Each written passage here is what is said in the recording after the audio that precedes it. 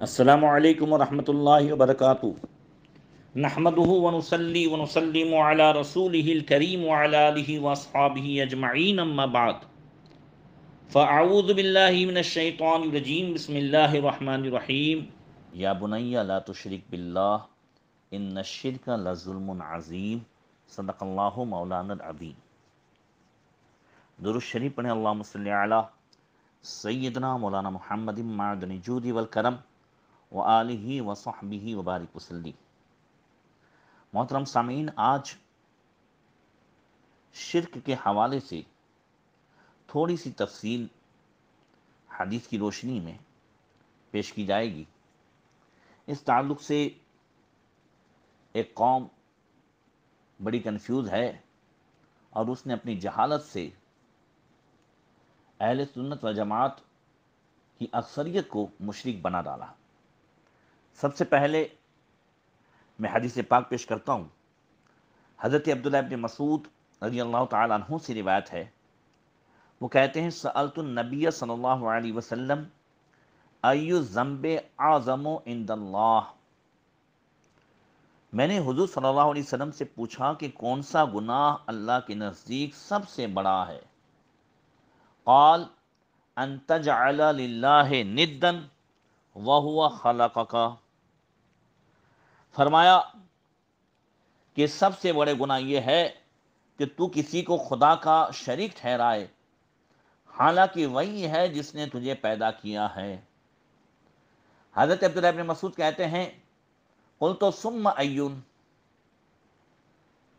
قلت ان ذلک لعظیم، یہ تو بہت بڑا گناہ ہے، سب سے بڑا گناہ ہے۔ پھر کہتے ہیں ثم ایون، پھر کون سا گناہ بڑا ہے؟ قال ثم ان تقتل ولدک تخاف ان یطعم معک، آقا فرماتے ہیں کہ پھر یہ کہ تو اپنی اولاد کو اس خوف سے قتل کر دے کہ وہ تیرے ساتھ کھائے گی۔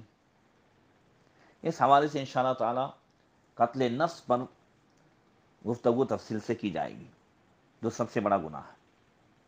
پھر عبداللہ ابن مسعود کہتے ہیں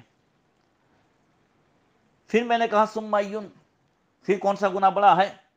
فرمایا ثم ان تزانی بحلیلۃ جارک، پھر تو اپنی پڑوسن کے ساتھ یعنی اپنے ہمسائے کی بیوی سے بدکاری کرے۔ اب یہاں پر جو حدیث پاک میں ندن کا لفظ آیا ہے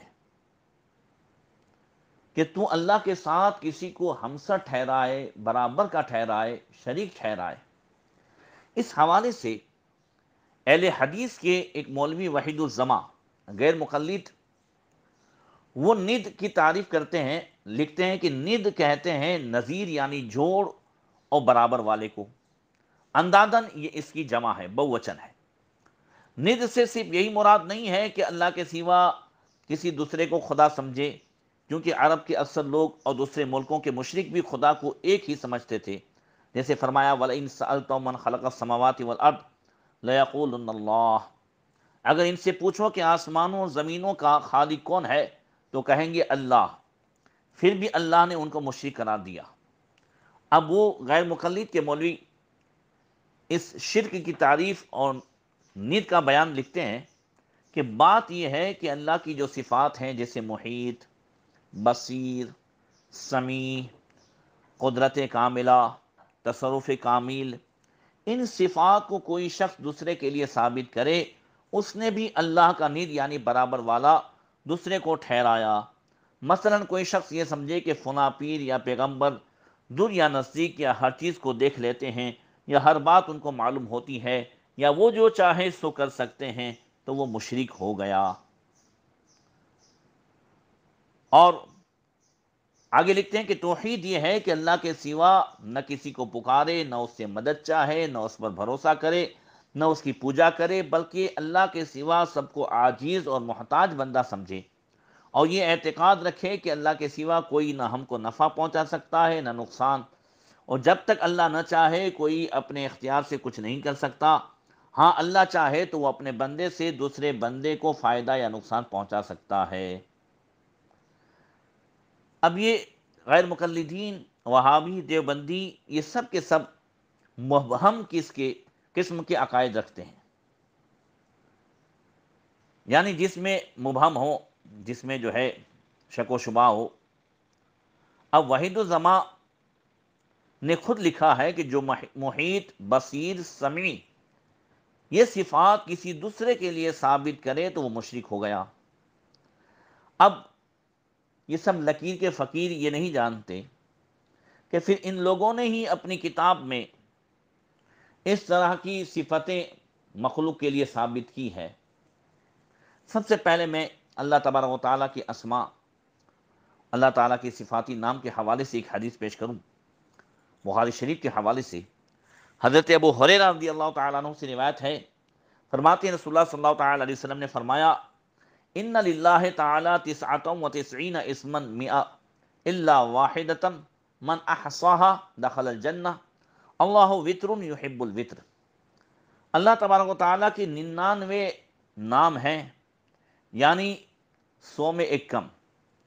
جو ان اسماء مبارکہ کو یاد کر لے وہ جنت میں جائے گا۔ اللہ طاق ہے اور طاق پسند فرماتا ہے۔ اور رب کریم کے کل یہ 99 نہیں، اس کے علاوہ بھی نام ہے۔ اللہ تبارک و تعالیٰ کی ذات لامحدود ہے اور اس کی اسماء مبارکہ بھی لامحدود ہے، لیکن حصول برکت و یاد کرنے کے لیے یہ اسماء مبارکہ بیان فرمائے گئے کہ یہ 99 نام یہ حصول برکت کے لیے بیان فرمائے گئے۔ اس کے علاوہ اللہ تبارک و تعالیٰ کے نام کافی، رب، قدیم، اکرم وغیرہ ہے۔ اب ان میں اللہ تعالیٰ کا ایک نام محیط بھی ہے، سمیع بھی ہے، بصیر بھی ہے۔ اب دیکھیں اللہ تعالیٰ ارشاد فرماتا ہے، واللہ محیط بالکافرین، اور اللہ منکروں کو گھیرے ہوئے ہے۔ محیط کا میننگ ہوتا ہے گھیرا ہوا، گھیرنے والا۔ اور دوسری طرف قرآن مجید میں اللہ ارشاد فرماتا وَإِنَّ جَهَنَّمَ لَمُحِيطٌ بِالْكَافِرِينَ، اور بے شک جہنم کافروں کو گھیرے ہوئے ہے۔ اب دونوں ترجمہ وحید الزماں کا ہے۔ اب قرآن مجید میں اللہ تبارک و تعالیٰ کی صفت محیط بیان ہے اور جہنم کی صفت بھی محیط بیان ہے، اور وحید الزماں نے قرآن مجید کے ترجمے میں اللہ تبارک و تعالیٰ اور جہنم کی صفت محیط کو پڑھا، ترجمہ کیا، اور پھر صحیح بخاری شریف کی شرح میں لکھا کہ اللہ کے سوا کسی کو محیط کہنا یہ جو ہے شرک ہے۔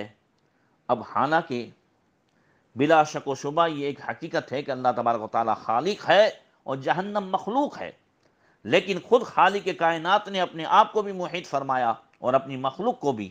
پھر اللہ تعالیٰ نے مخلوق کو سمیع و بصیر بھی فرمایا۔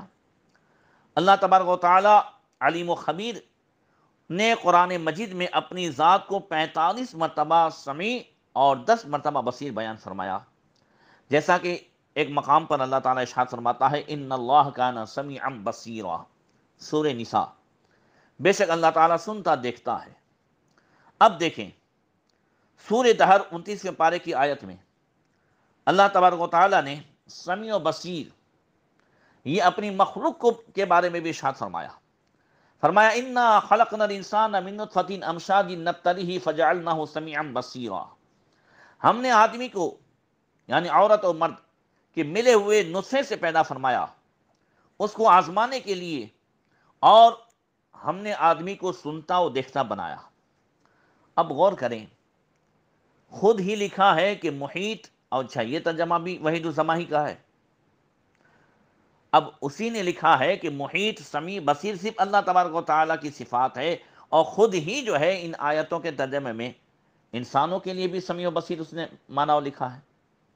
اور جب خالق کائنات خود بھی اپنی مخلوق کو محیط اور سمیع و بصیر فرما رہا ہے تو ہمارے کہنے اور ماننے سے شرک کیسے ہوگا؟ معلوم ہوتا ہے کہ غیر مقلدین، وہابی، دیوبندی یہ حقیقت میں توحید اور شرک کو سمجھے ہی نہیں ہے، اور اسی وجہ سے بہت بڑے اہل سنت کے طبقے کو یہ حضرات چھوٹی چھوٹی باتوں میں شرک شرک شرک کرتے رہتے ہیں۔ اب اہل سنت و جماعت کا عقیدہ یہ ہے کہ اللہ تبارک و تعالی علیم و خبیر بھی ہے، محیط بھی ہے، سمیع و بصیر بھی ہے اور مخلوق بھی، لیکن فرق یہ ہے کہ وہ خود بخود یعنی اللہ تعالیٰ خود بخود ازلی اور ذاتی طور پر محیط اور سمیع و بصیر ہے، اللہ تعالیٰ کو قوت سماعت و بصارت کسی نے نہیں دی ہے، وہ طاقت اللہ تبارک و تعالیٰ کی جو ہے وہ ذاتی طاقت ہے، جبکہ مخلوق کو خالق کائنات جل جلالہ نے محیط و سمیع و بصیر بنایا ہے اور ایسا ہونے کا اعزاز بخشا ہے، مگر یہاں برابری کا تصور کرنا بھی حرام ہے، اس لیے کسی طرح بھی یہ شرک نہیں ہو سکتا۔ مکمل صحیح اسلامی عقیدہ یہ ہے کہ بنانے والا اور بننے والا یعنی خالق اور مخلوق برابر نہیں ہو سکتے۔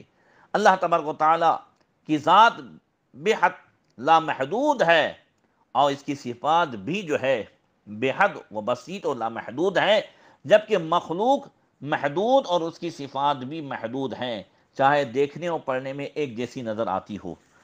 اب دیکھیں اللہ تبارک و تعالیٰ رؤوف بھی ہے، رحیم بھی ہے۔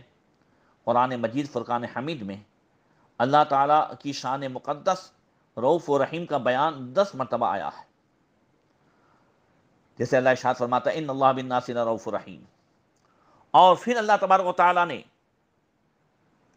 اپنے آپ کو پوری انسانیت کے لیے یہاں پر رؤوف و رحیم فرمایا ہے، اور نبی کریم صلی اللہ تعالی علیہ وسلم کی شان میں سورہ توبہ میں اللہ تبارک و تعالیٰ نے لقد جاءکم رسول من انفسکم عزیز علی ما عنتم حریص علیکم بالمؤمنین رؤوف الرحیم، کہ بے شک تمہارے پاس تم میں سے وہ پیارے رسول تشریف لائے ہیں جن پر تمہارا مشقت میں پڑنا نہایت گنا گزرتا ہے، اور جو تمہاری بھلائی کے نہایت چاہنے والے ہیں، اور ایمانداروں کے ساتھ بڑے ہی شفقت مہربان ہے، ان کے لیے مومنوں کے لیے رؤوف الرحیم ہے۔ اللہ اکبر۔ اس سے یہ معلوم ہوا ایسی بہت ساری مثالیں ہیں اور قرآن و حدیث سے اسے پیش کیا جا سکتا ہے، اس لیے یاد رکھیں کہ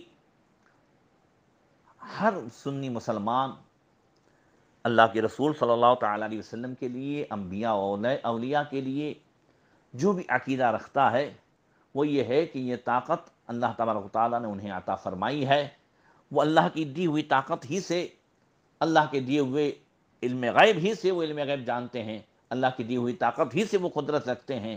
یہی اہل سنت جماعت مسلک اعلی حضرت کا عقیدہ ہے جو شرک نہیں ہے۔ اس کے علاوہ میں نے اس سے پہلے کی ایک کلپ میں وضاحت کی تھی کہ مزار پاک پر اگر کوئی بوسہ دینے بھی جھکتا ہے تو ایک قوم یہی وہابی دیوبندی اسے شرک اور اسے سجدہ قرار دیتے ہیں، حالانکہ مزار پاک کا ادب یہ ہے کہ دور کھڑا ہوا جائے اور ادب کے ساتھ فاتحہ خوانی کی جائے، ان کے وسیلے سے دعا کی جائے وغیرہ، مگر اگر کوئی جو ہے بوسہ دیتا ہے تو اس کو شرک کہنا یہ اس قوم کی سب سے بڑی جہالت ہے۔ اللہ تبارک و تعالی انہیں اچھی سمجھ عطا فرمائے۔ اب اس کے ساتھ ساتھ انشاءاللہ تبارک و تعالی یاد رکھیں کہ اللہ ارشاد فرماتا ہے ان اللہ لا یغفر ان یشرک بہ ویغفر ما دون ذلک لمن یشاء، بے شک اللہ تعالیٰ کفر و شرک کو نہیں بخشے گا، اس کے علاوہ جو بھی گناہ ہے اللہ اس کی بخشش فرمائے گا۔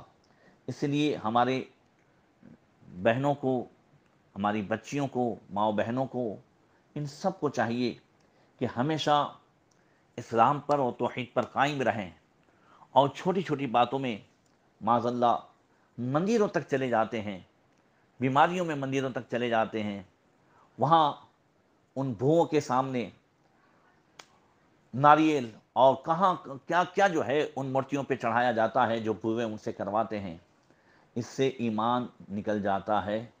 اللہ تبارک و تعالی ہمیں سچی سمجھ عطا فرمائے۔ انشاءاللہ تعالی کفر کے حوالے سے آئندہ گفتگو ہوگی، جس میں ہماری بول چال میں کتنے الفاظ ایسے آ جاتے ہیں، گانے میں کتنے اشعار جو کفری اشعار ہیں، اس تعلق سے بھی گفتگو کرنے کی کوشش کروں گا۔ السلام علیکم ورحمۃ اللہ وبرکاتہ۔